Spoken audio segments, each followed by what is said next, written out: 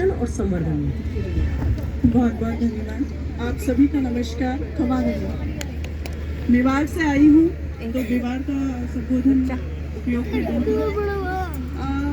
बहुत बड़ा प्रश्न है तो शिफ्ट हो जाओ ना, क्योंकि सबके जहन में एक ही चीज है, ये आगे इतिहास मतलब युद्ध, इतिहास मतलब राजा महाराजा।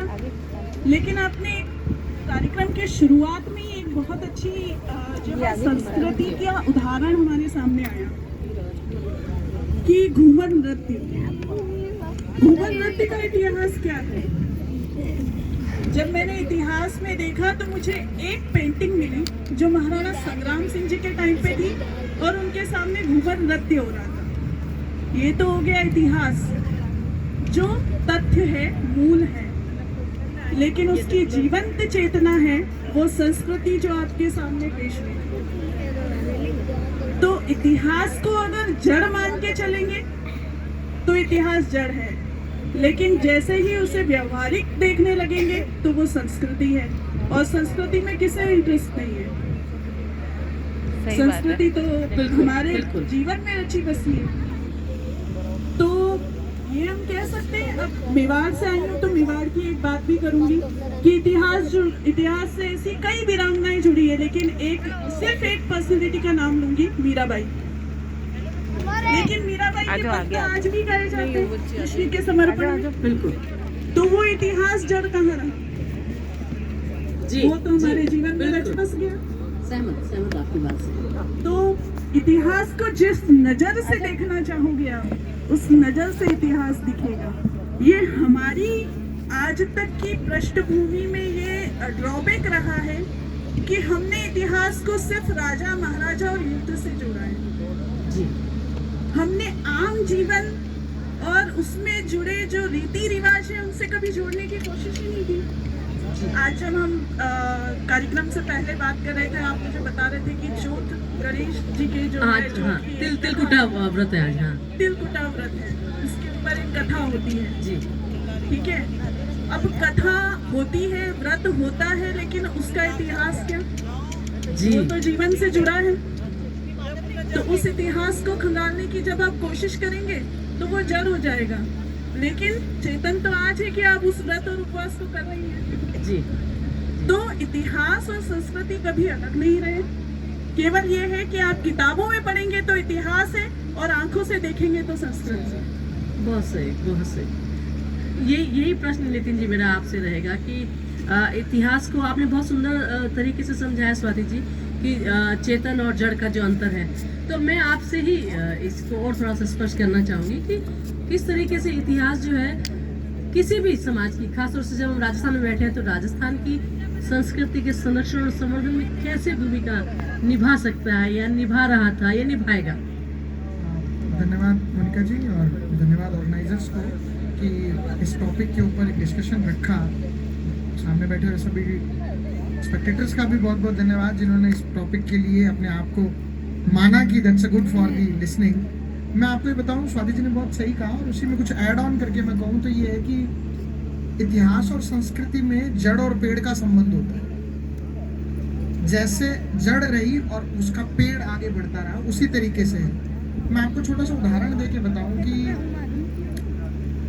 इतिहास हमें ये बताता है कि हम लोग किस तरीके से ओरिजिनेट हुए या हम देश के रूप में कैसे बने, और उसके बाद उस संस्कृति के माध्यम से हमें ये पता लगता है कि हम किस किस तरीके से अब आगे रहेंगे। जैसे बात कहूँ तो बचपन के अंदर पिताजी बहुत सारी कहानियां सुनाते हैं, वो एक इतिहास का पार्ट बन गई, लेकिन धीरे धीरे वो स्मृति के अंदर रह जाती है कि इस तरीके से भारत का बनना हुआ, इस तरीके से हमारे आए। रामायण के अंदर अगर बात कहूँ तो ये बात बहुत कही जाती है कि राम के आने पर अयोध्या दिए जलाए गए, या यूं कहें रामायण ये हमारे दिवाली का प्रयोग किया गया। लेकिन ये एक बहुत बड़ी बात रही कि किस तरीके से उस दिवाली के त्यौहार को हम लोग दिए जलाते हैं, नए कपड़े पहनते हैं, मिठाई खाते हैं। तो संस्कृति तो थी ये और इतिहास बना ये, यानी कि रामायण के अंदर दिवाली का बनना। तो ये एक बहुत ज़रूरी चीज़ है कि इतिहास और संस्कृति को आप डिफाइन या अलग अलग सेग्रीगेट करके नहीं देख सकते। दे आर इंटरमिंगल्ड विद, एक साथ जुड़ी हुई हैं। और मैं हमेशा से ये कहता आता हूँ कि अगर ये कहा जाए कि इतिहास अगर जड़ है तो संस्कृति उसका लगातार एक पेड़ के रूप के अंदर रहेगी। जी बिल्कुल सही बात है कि उसको बनाए रखने के लिए बहुत ज़रूरी है। पर फिर भी एक आम आदमी की तरह मेरी फिर से जिज्ञासा आप लोगों के सामने ये रहेगी कि संस्कृति तो परिवर्तनशील है ना, देश काल परिस्थिति के हिसाब से वो बदलती रहती है, लेकिन इतिहास तो एक बार जो लिखा गया वो लिखा गया, तो अब उसको हम कैसे इसके साथ जोड़ पाएंगे? देखिए, इतिहास मूल है जहाँ से आपके वैल्यूज आते हैं, मूल्य आते हैं। महाराणा प्रताप, त्याग, बलिदान, स्वतंत्रता की प्रतिमूर्ति जी। आज भी वो वैल्यूज हमारे खून में रचे बसे हैं ना जी। आज हम गुलामी को स्वीकार करेंगे क्या? नहीं करेंगे। क्यों? क्योंकि हमने वो सुन रखा है। ठीक है। रही बात, आप कह रहे हैं कि इतिहास तो लिखा गया, इतिहास लिखा गया, लेकिन आम लोगों की नजर से नहीं लिखा गया। हाँ जी जी। इतिहास, आज की तारीख में जो इतिहास लिखा गया है वो सिर्फ इतिहास पढ़ने वाला पढ़ेगा, और वो भी इसलिए पढ़ेगा क्योंकि उसे एग्जाम में पास होना है। ठीक है।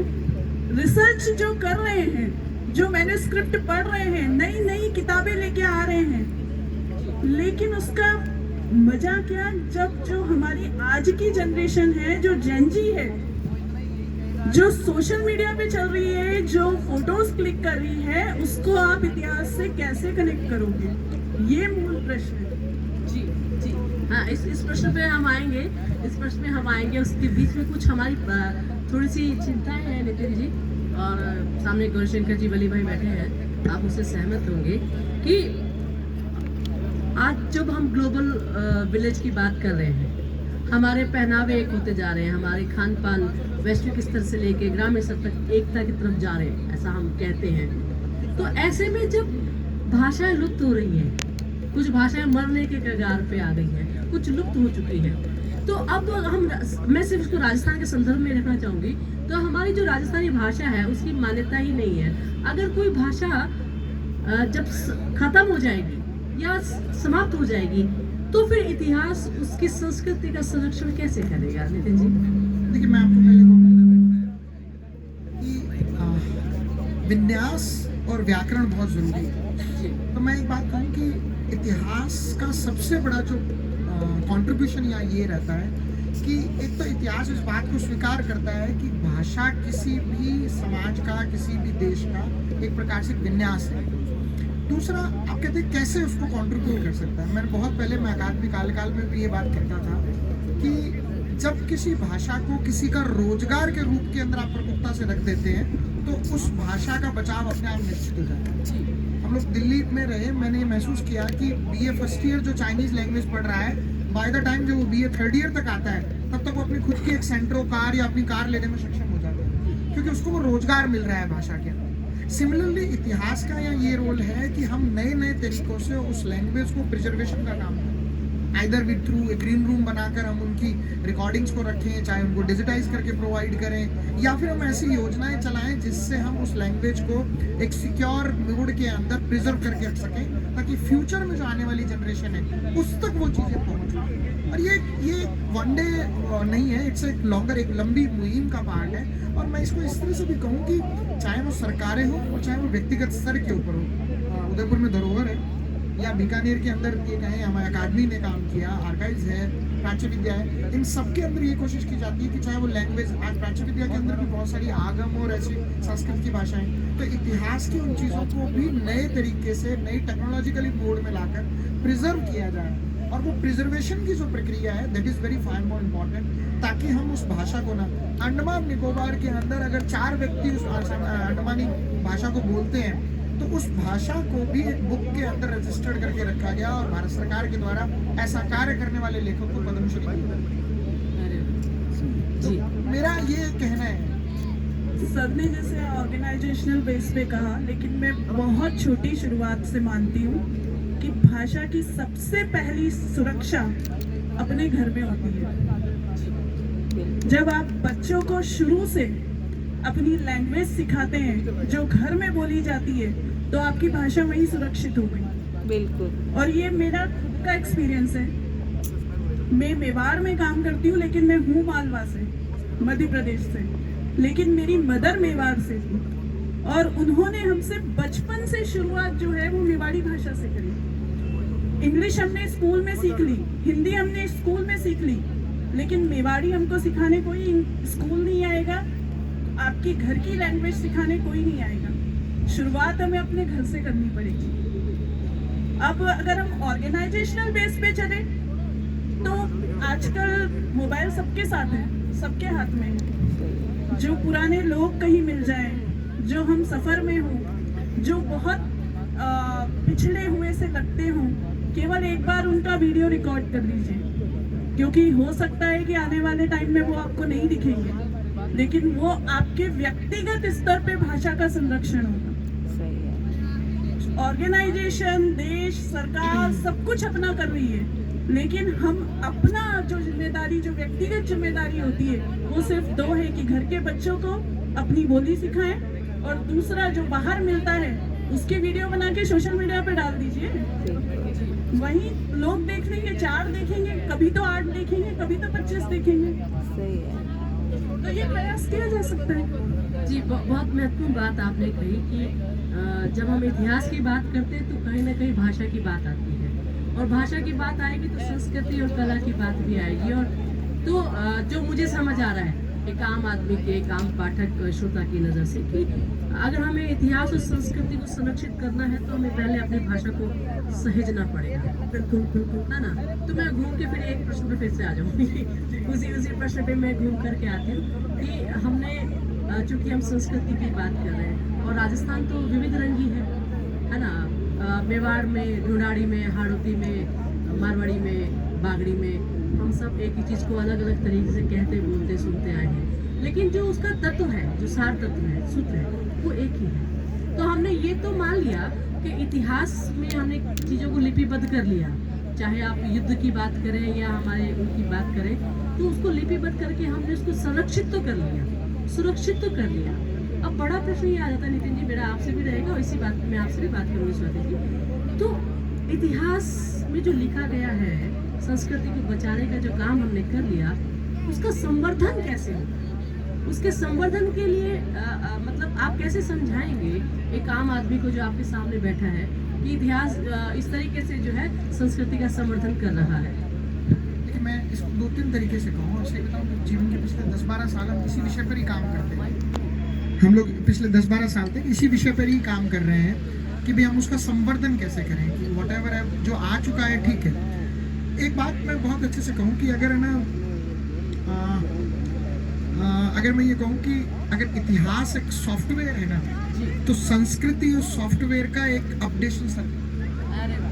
ये एक बहुत बड़ी मैं बात कहूँ आपको। देखिए, हम लोग बहुत लंबे टाइम से इस बारों को देख रहे थे, और अभी हम जब आर्काइव्स के अंदर थे तो एक बड़ा एक कारण ये देखा कि हमारी एक कोशिश रही कि हमारे यहाँ जितने भी स्कूल और कॉलेज के विद्यार्थी आकर विजिट करते हैं, उन सबसे कहा हमने, गौरी जी आप कि हम चाह रहे थे एनएसपी भी आए, तो एक सबसे बड़ी हमारी कोशिश ये थी कि हमने सब स्कूलों के अंदर कहा कि आप वहाँ जाकर एक विरासत संगठन करें। तो सभी स्टूडेंट्स को ये कहा गया कि आपके घर में जो सबसे पुरानी चीज़ है ना, कोई भी, आप उसको लेके आए और उसको लाकर शो इट अस देयर कि हाउ कैसे वो आपके इससे जुड़ी हुई। एक जो चीज़ हमारी ये कोशिश आई कि आज जैसे अभी स्वाति मैडम ने कहा कि एवरीबडी शुड, जो आ रहे हैं वो एक कोई इसके ऊपर एक रील बनाते हैं या उसको जोड़ते हैं कहानियों को। देखिए, क्या पद्मावत फिल्म आने से, पद्मावती पॉपुलर थी पहले, क्या जोधा अकबर जन जन की आवाज बना सुनने वाला जब जोधा अकबर फिल्म आई उसकी, क्या पानीपत इतना हिट हुआ जितनी पानीपत फिल्म आने के बाद हुई? ये न्यू मोड है कि किस तरह से हिस्ट्री को प्रिजर्व किया जा रहा है, या यूं कहूँ कि कैसे आम जनता तक लाया जाए। तो एक ये बहुत जरूरी चीज है, हर व्यक्ति इतिहास से जुड़ा हुआ है। हम लोग आर्काइव में एक बहुत बड़ी बात हमने ये कही थी कि those who are people who are residing outside the archives, their history reside inside there. जो लोग बाहर आर्काइव्स के रहते हैं उनका जो इतिहास है वो अभिलेखागार के अंदर निवास करते हैं। तो एक बहुत बड़ी बात है, हमारी कोशिश यही होती है कि नवीनतम टेक्नोलॉजी का यूज कर और कैसे फॉर एग्जांपल जैसे मैं आपसे कहूँ, हमने विरासत संगठन बताया, इसके अलावा हमारी कोशिश ये रहती है कि हम सब लोगों को लेकर एक कोई वृत्त चित्र, कोई डॉक्यूमेंट्री। आज तो आपने ये भी सुना होगा कि बहुत से म्यूजियम्स का जो है डिजिटाइजेशन इस बेसिस पे हो रहा है कि उस पूरे को AR VR मोड के द्वारा दर्शाया जा सके। ब्रिटिश लाइब्रेरी हमारे लिए हुए रिकॉर्ड्स को, हमारे लिए हुए मॉन्यूमेंट्स, आर्टिफैक्ट्स को अपने यहाँ प्रेजेंट कर रही है और उससे पैसा ले रही है। तो ये एक बहुत बड़ी चीज़ है कि जस्ट टू मेक दम सुलभ करवाएं। कैसे? आज हर व्यक्ति के हाथ में मोबाइल है, हमें ऐसे मोड्स को अख्तियार करना होगा, तैयार करना होगा, जिससे हम आम स्टूडेंट तक, आम युवा तक उस चीज़ को पहुंचा सकें। और ये पहुंचाने की प्रक्रिया ही ऐसी है कि हम उसको सुलभ बनाएं। जैसे मैंने AR, VR, डिजिटाइजेशन ये सब बताया, तो ये एक प्रक्रियाएं हैं कि हम कैसे हिस्ट्री को संस्कृति का पार्ट बनाते हुए ऐड कर रहे हैं, और वही चीज़ हिट होगी जो आपसे जुड़ी हुई है, जो आपसे कनेक्टेड है। सर की बात में मैं ऐड करना चाहूँगी कि आज तक जो इतिहास लिखा गया है बेसिकली वो तथ्यों पे लिखा गया है। यानी कि इस सन में रेलवे की शुरुआत हुई, इस सन में यहाँ हॉस्पिटल बना, वो ऐसे ही बन गया। ये थोड़ी सी जिम्मेदारी हम लोगों की भी बनती है जो इतिहास को लिख रहे हैं या इतिहास पे काम कर रहे हैं, कि उस इतिहास को सिर्फ इतिहास तक सीमित न रहने दें, उसमें जो जन भागीदारी है, उस समय के लोगों की जो नियत है, उसको भी जो है कहानी में शामिल किया जाए। बहुत आसान है कह देना कि इन राजा जी ने ये किया। राजा जी करने नहीं आए थे, आम लोगों की पसीना था उसमें, आम लोगों की मेहनत थी उसमें। उन्होंने वो पहाड़ तोड़े हैं, तब जाके वहाँ पटरियां बिछी हैं। सही है। जब तक आप इतिहास को राजा महाराजा से जोड़ोगे, जब तक इतिहास का समर्थन नहीं होगा। जब इतिहास आम लोगों से जुड़ेगा तो इमोशंस आएंगे कि नहीं, ये हमारा रेलवे है, ये बीकानेर का स्टेशन पे हमारे दादा परदादा काम करते थे, यहाँ पे ये मुंशी थे, ये यहाँ पे ये टिकट काटते थे, तो महसूस होगा कि ये इतिहास हमारा है। जी बिल्कुल। तो संवर्धन जो है वो दो तरीके से हो सकता है। एक, जब उसके प्रति इमोशंस आए, और इमोशंस तब आएंगे जब इतिहास को परोसने का तरीका चेंज किया जाएगा और वो संस्कृति के साथ परोसा जाएगा। क्योंकि इतिहास नीरस है और संस्कृति उसे रस में लाती है, तो दोनों को आप अलग नहीं कर सकते। तो तरीका ये है, और जैसा कि सर ने बात की कि हमें नए तरीके अपनाने पड़ेंगे, है हमें AI पे जाना पड़ेगा, हमें सोशल मीडिया पे जाना पड़ेगा, बिल्कुल जाना पड़ेगा।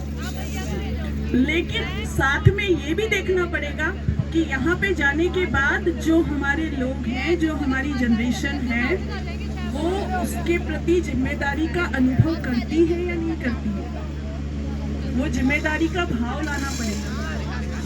आज क्या होता है, हम कोई किला घूमने जाते हैं, वो पत्थर बहुत वहाँ पे किले पे लगा हुआ है, वो ऊपर पहुँचा है, बहुत मेहनत से पहुँचा है, लेकिन हम जाते हैं वो ठोकर मार के उसको नीचे डाल देते हैं।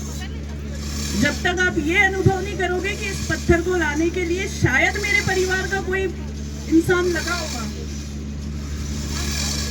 तब तक आपकी संस्कृति का समर्थन नहीं हो सकता, आपकी धरोहरें नहीं बच सकती। तो आपको बहुत व्यवहारिक स्तर पे भी काम करना पड़ेगा, वो भाव लाने पड़ेंगे इतिहास को नीरस से रस में लाने के लिए। बहुत महत्वपूर्ण बात आपने कही है। तो ये जिम्मेदारी समाज की भी बनती है कि वो अपनी संस्कृति और इतिहास के प्रति उसका जो सम्मान भाव जब पैदा होगा, जब मेरा का भाव पैदा होगा, तब जाकर के कोई भी चीज़ का संरक्षण और संवर्धन तभी हो पाएगा। अगर हमने ये सोच लिया कि अब मेरा काम निकल जाए, अपना काम बनता भाड़ में जाए, जो भी है, तो तब तक वो काम होगा नहीं, वो चीज़ या जिसकी भी हम बात करते हैं संवर्धन होगा नहीं। बहुत महत्वपूर्ण बात है। और जब मैं आप दोनों को सुन रही थी तो इतने सारे प्रश्न अंदर चल रहे थे, लेकिन मेरी अपनी समय की भी मर्यादा है और जिम्मेदारी है एज ए आप लोगों से बात करने की। तो एक बार बार हम घूम के इस पे आते हैं कि इतिहास को नीरस है, प्रस्तुतिकरण अच्छा होगा तो लोगों को समझा जाएगा। यहाँ पे थोड़ा सा अलग प्रश्न है मेरा। तो आज के समय में जो जेन ज़ी की हम बात कर रहे हैं, मिलेनियल्स की बात करते हैं, युवा पीढ़ी की हम बात करते हैं, तो क्या इतिहास नितिन जी, इतिहास का पुनर्लेखन किया जाए ताकि हम अपनी संस्कृति की जड़ों को वापस ढूंढने जाएं, या उसको सुधारा जाए, जो आज के समय में एक बड़ा प्रश्न विवाद का भी बना हुआ है, चर्चा का भी बना हुआ है। जी नहीं, देखिए मैं ये बात जरूर कहूँगा कि यहाँ पुनर्लेखन से मतलब है कि उसके नए फैक्ट्स को लाया जाए। जो चीज़ वेल रिकमेंडेड, वेल डॉक्यूमेंटेड है, आप उसको वापस नहीं। इतिहास के साथ में एक सबसे बड़ी चीज़ होती है कि एक उसके साथ आइडियोलॉजी का भी जुड़ाव। मैं सेम चीज़ को इतिहास आज से 40 साल पहले जब पढ़ाई होती थी तो ज़्यादातर ये होता था कि इतिहास को हमेशा हीरो, तिथियों या इन तक ही बांधा रखा जाता था। समय बीता, समय के साथ साथ के अंदर उसके अंदर कई और एस्पेक्ट्स भी आए, चाहे वो पर्यावरण के हों, चाहे वो वुमेन्स हिस्ट्री के ऊपर हो, चाहे वो और कॉमनर्स की हिस्ट्री हो, जैसे अभी भी स्वाति जी ने बताया अभी। मेरा आपसे उतना ही कहना है कि ये पुनर्लेखन से मतलब है कि उसके प्रति एक ऐसी दृष्टि कि उससे संबंधित और ज़्यादा कंटेम्प्रेरी सोर्सेस को और ज़्यादा अध्ययन या पढ़ा जाए। जब हम उसी काल के अंदर, चाहे वो पुरातात्विक स्रोत हों, चाहे वो और आर्काइवल सोर्स हो, उनको जब हम पढ़ते हैं तो एक नई दृष्टि आती है, नया एक आइडियोलॉजी का यूज करते आते हैं, तो नई चीज़ों को हम निकालने में कामयाब होते हैं। मैं आपको छोटा सा उदाहरण दूँ, सब लोगों ने जहांगीर की हिस्ट्री पढ़ी होगी और बहुत लिखा कि मुगल काल के अंदर जहांगीर का ये हुआ है। करीब आज से 10 से 12 साल पहले की बात है, लाहौर के अंदर एक नई किताब जहांगीर के काल की, 1600 कुछ समय, और आप विश्वास मानिए उससे उसी चीज़ को देखने का एक नया दृष्टिकोण पैदा हुआ। एक नई बात पता लगी कि किस तरीके से लाहौर जो थी वो जहांगीर के टाइम में भारत की राजधानी।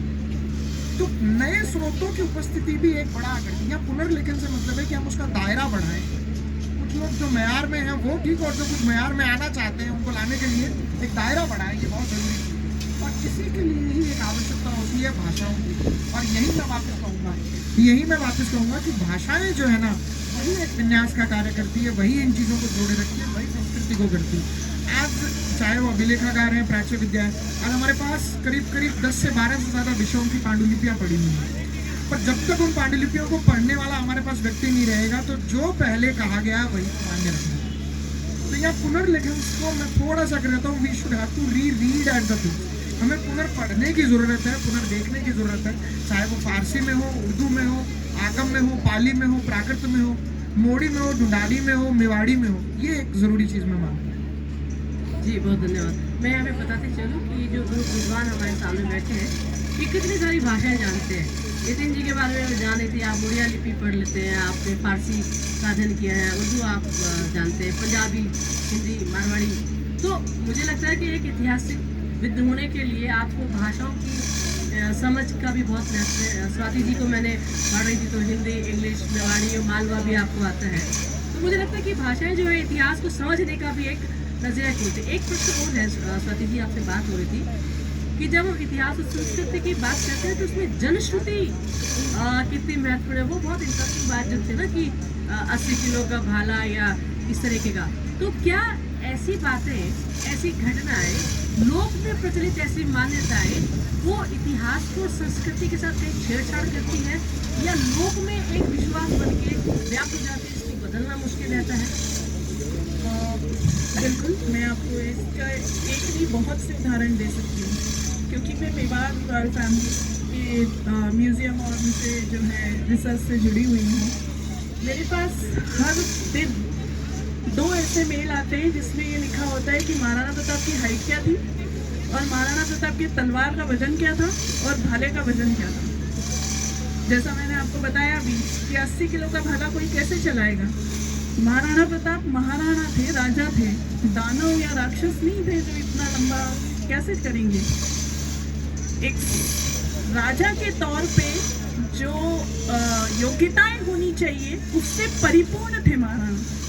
जो तलवार भी चलाना जानते थे तो भाला भी चलाना जानते थे। एक बहुत इसी से संबंधित एक छोटी सी स्टोरी और शेयर करना चाहूँगी कि हमारे यहाँ एक महाराणा हुए, महाराणा फतेह सिंह जी। महाराणा फतेह सिंह जी के बारे में कहना था कि ये तो बहुत रूढ़िवादी है, अनपढ़ है, रूढ़िवादी है, ये कोई मॉडर्नाइजेशन का काम करना ही नहीं चाहते, मेवाड़ को आधुनिक बनाना ही नहीं चाहते।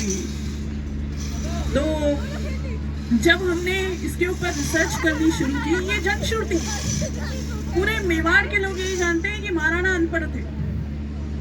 लेकिन जब हमने इस पे काम करना शुरू किया, मैं आपको बताना चाहूंगी, सिर्फ एक लाइन मिली कि महाराणा वहां बैठकर, महल में बैठकर जो है रेलवे इंजीनियर और सरदारों सामंतों के साथ बातें कर रहे हैं। हमको केवल इतना ही क्लू मिला बस। उसके बाद जब हमने कागज संभालने शुरू किए, आपके ही टाइम पे जो है हम आर्काइव्स आए थे और वहाँ से हम जो कागज लेके गए, हमने उसमें पढ़ा तो उसमें जो हमको इंटरनल बात निकल के आई कि एक सरदार सामंत जो है वो महाराणा साहब से अर्ज कर रहे हैं कि हुक्म, सब जगह तो रेलवे आ गई, मेवाड़ में कहाँ नहीं आ रही। आप कहाँ नहीं लाई रहे हो, क्यों नहीं लेके आते हो, आप सब जगह रेलवे आ रही है, तो मेवाड़ के लोग क्यों वंचित है? तो महाराणा ने जवाब दिया, असो है कि मेवाड़ आगा तो अंग्रेजों को कानून भी आगा। क्यों? क्योंकि जहां जहां रेलवे बनी है वहां पे जो है अंग्रेजों का कानून लागू हुआ है। हमारे मेवाड़ की जनता अतरी पढ़ी पढ़ी कोनी, अभी अनपढ़ है। जब तक ब्रिटिश गवर्नमेंट ये अग्री नहीं करती है कि रेलवे उनकी होगी लेकिन कानून मेरा होगा, तब तक रेलवे नहीं बनने दूंगा। कितनी बड़ी बात है, कितनी बड़ी बात है। अब आप ऐसे इंसान को अनपढ़ कैसे कह सकते हैं? जो इतनी दूरदृष्टि रखता है वो ये बोल रहा है कि मेरे गांव की, मेरे मेवाड़ के लोग तो भोले भाले हैं, छोटी से छोटा सा अगर कोई गलती भी कर लेंगे तो बड़ी से बड़ी सजा और मुआवजा देना पड़ेगा, इसलिए मैं रेलवे नहीं लाने दूंगा जब तक मेरी शर्तों पे नहीं आएंगी। और उस इंसिडेंट के बाद जब मैंने ये देखा, 10 साल बाद महाराणा ने जो है रेलवे का एग्रीमेंट किया है। जब उनकी शर्तें मान ली गई उसके बाद उन्होंने कहा कि अब लेके आओ मेवाड़ में रेलवे। तो ये जो है दृष्टिकोण और जनश्रुतियों का असर है कि हम बहुत आसानी से कह देते हैं कि अरे ये तो ऐसे ही थे। जब तक आप पीछे का कारण नहीं समझोगे, पीछे की स्टोरी नहीं देखोगे, तब तक इतिहास अधूरा है। एक मिनट मैडम, महाराणा फतेह सिंह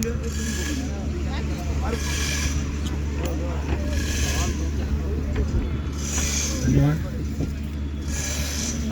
सवाल है महाराणा फतेह सिंह की बात आई तो महाराणा फतेह सिंह जब दिल्ली में दरबार पर जाने लग गया उन वक्त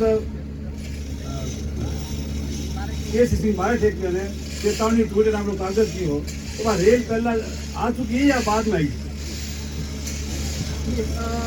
ये बहुत ऐसा विषय है। आप क्यों नहीं कह आई कौन नहीं जान नहीं, एक्चुअली अजमेर से आगे ट्रेन निकल चुकी थी और वहाँ पे जो है वो कहा जाता है ऐसी कि केसरी सिंह जी भारत ने जो है वो चेतावनी का चुनकिया दिया था, जिसे पढ़ के जो है महाराणा साहब का मन फिर गया।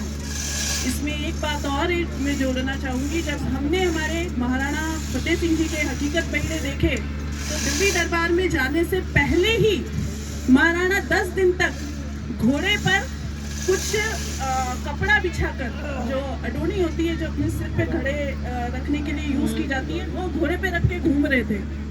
क्यों? महाराणा साहब बहुत बीमार है। पूरे उदयपुर में इसकी चर्चा करवाई गई कि महाराणा साहब बहुत बीमार है। वो रणनीति तैयार कर चुके थे कि अगर मुझे दबाव में जाना भी पड़ा तो दरबार में तो हाजिर नहीं होऊंगा, बीमारी का बहाना बनाऊंगा या कुछ भी करूंगा, लेकिन जाऊंगा नहीं ब्रिटिश दरबार में। मतलब चेतावनी चुकटे को फर्क कौन पड़ियो?